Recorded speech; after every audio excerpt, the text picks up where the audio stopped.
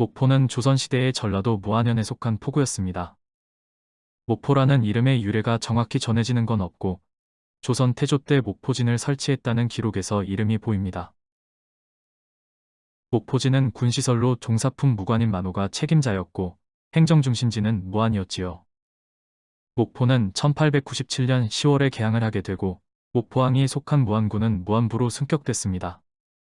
부산 원산 인천이 강제로 개항된 것과 달리 처음으로 대한제국에서 자발적으로 개항한 건데 열강의 압력이 거센 국제정세에서 개항한 것이었고 목포를 개항지로 눈여겨보던 일본이 초기부터 적극적으로 개입하면서 사실상 일본이 주도하는 개항이 됐지요.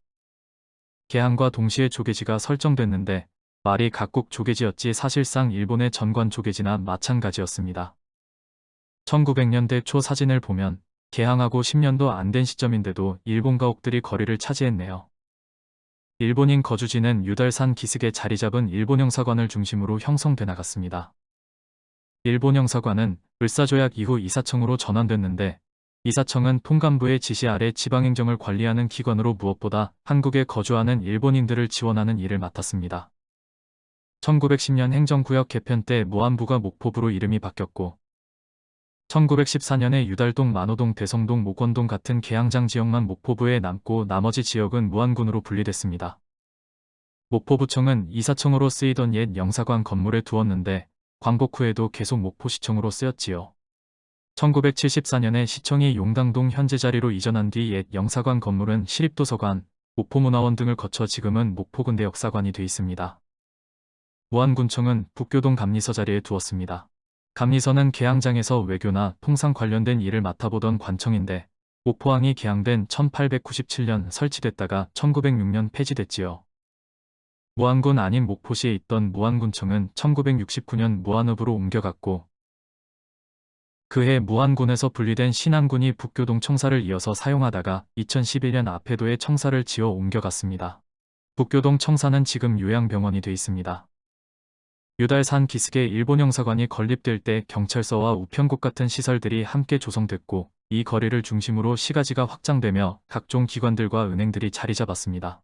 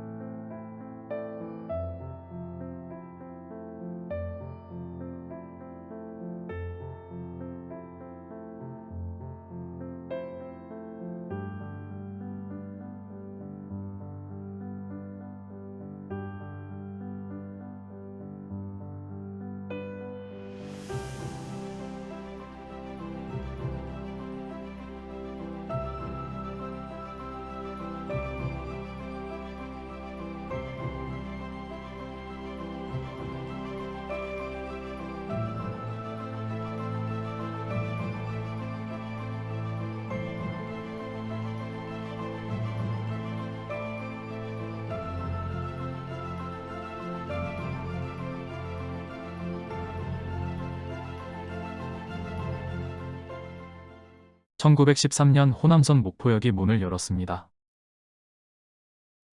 호남선은 1911년 7월에 대전과 연산 구간을 시작으로 부분 개통을 이어가 1914년 1월에 전 구간 개통을 마쳤지요. 1979년에 옛 역사를 철거한 뒤 새 역사를 지었고 2004년 KTX가 개통되면서 다시 역사를 증축했습니다. 목포역 부지는 매립으로 조성됐는데 목포역뿐 아니라 목포시가지 대부분이 매립지로 만들어졌습니다. 개항 당시 조계지가 좁기도 했고 조계지 바깥에도 갯벌은 넓지만 집을 지을 만한 공간은 없었기 때문에 계속 바다를 메우면서 시가지를 넓혀갔지요. 목포 주변 매립공사는 100년 넘게 지금도 이어지고 있는데 현재 목포 시가지의 70% 정도가 매립지라고 합니다.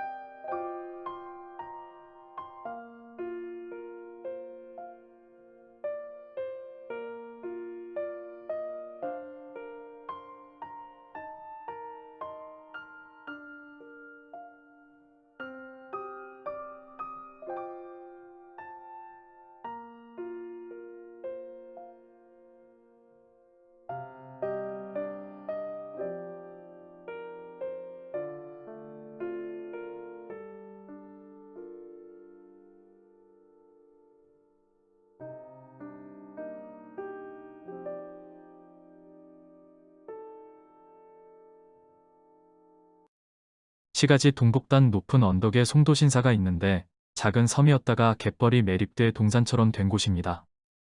이름 그대로 소나무가 울창했던 곳에 벚나무를 심고 인공연못을 만들어 공원을 조성했고 그 정상에 신사를 세웠습니다. 현재 남아있는 동명동 77계단이 이 신사로 올라가는 길이었지요. 송도공원 제명기념비는 1906년 고화도에서 목화 재배에 성공한 것을 기념해 10주년 되는 1916년에 세운 겁니다. 여기에서 목화는 재래종인 아시아면이 아니라 새로 들여온 육지면을 말합니다. 근대화 이후 일본에선 방적산업이 한창 성장했는데 원료인 목화를 수입에 의존해야 했습니다. 재래면은 공업용으로 부적합해서 육지면을 써야 했기 때문이지요. 그래서 일본에서 육지면을 키워보려 했지만 기후가 맞지 않았습니다.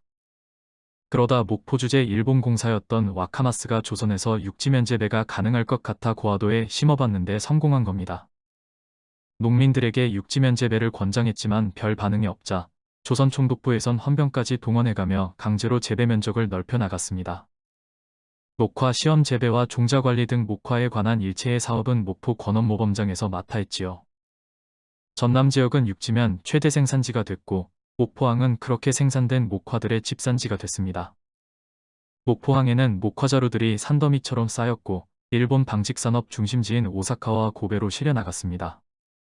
목포가 일본 산업화에 필요한 원료를 공급하는 거점 항구가 된 겁니다. 목포에는 면화산업과 관련된 공장들도 생겼습니다. 목화를 일본으로 보내기 전에 조명 공장에서 먼저 씨와 솜을 분리했는데 목화 지파량이 늘어나면서 조명 공장도 많아졌고 목화씨로 기름을 짜는 제유 공장과 천을 짜는 공장, 솜을 만드는 공장도 생겼지요. 목포항에서는 목화만큼 쌀도 잔뜩 실려나갔습니다. 일본은 일찌감치 목포를 개항장으로 염두에 두고 있었는데 중국과 통하는 길목이라는 지리적 이점과 함께 호남 평야와 영산강으로 연결돼서 안정적으로 쌀을 실어갈 수 있다는 게 큰 이유였습니다.